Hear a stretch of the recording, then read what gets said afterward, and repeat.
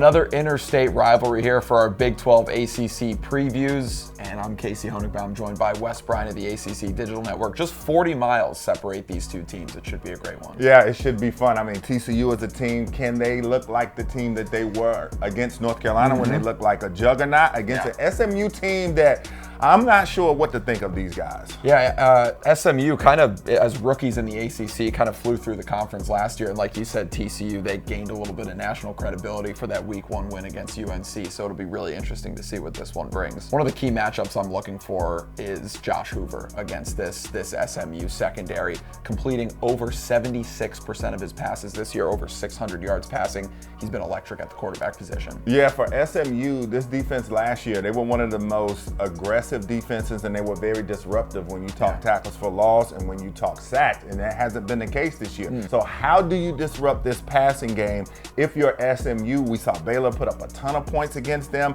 This is going to be another tough passing attack for them to take care of, so we'll see if they can do it. Some of the numbers I'm looking at so far for this game: TCU averaging 515 yards of offense per game, 45 points per game. Both of those are 16th in all of Division I football.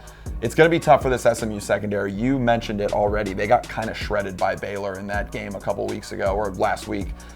So I'm interested to see if they're able to bounce back against TCU. The number I'm looking at is 28-10. Missouri State against SMU, and that's all they beat them by. And SMU has kind of had lackluster performances this season outside of the offense's output against Baylor. And so that's the thing. I'm just trying to figure out what is going on here, because I expected to see 50 to 60 points from this SMU team in a dominant defensive performance. 28-10 is almost like a moral loss when you're talking about a team of SMU's caliber. Yeah, what do you think about, being able to come back late in that game like they did? Did that show you anything about them? No, not at all, because when you play against a team like Missouri State, you're supposed to dominate the game from start to finish, and so no, that's unacceptable. For me, some of the impact players are going to be at the receiving position, because there were a lot of questions coming into this season with TCU losing 3 guys to the NFL draft.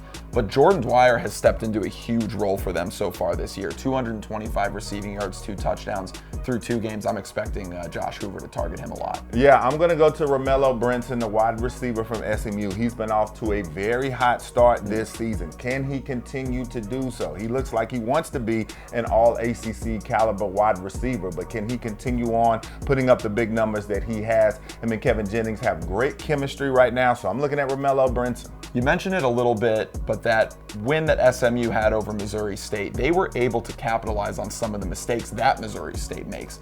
I think when you look beyond the box score, TCU is a team led by Sonny Dykes. They're not going to make mistakes like that. So I'm interested to see what this game plan looks like and what it looks like for SMU specifically. Yeah, I'm thinking right here, just again, TCU playing up against SMU, and for SMU, this is the second team that they play from the state of Texas.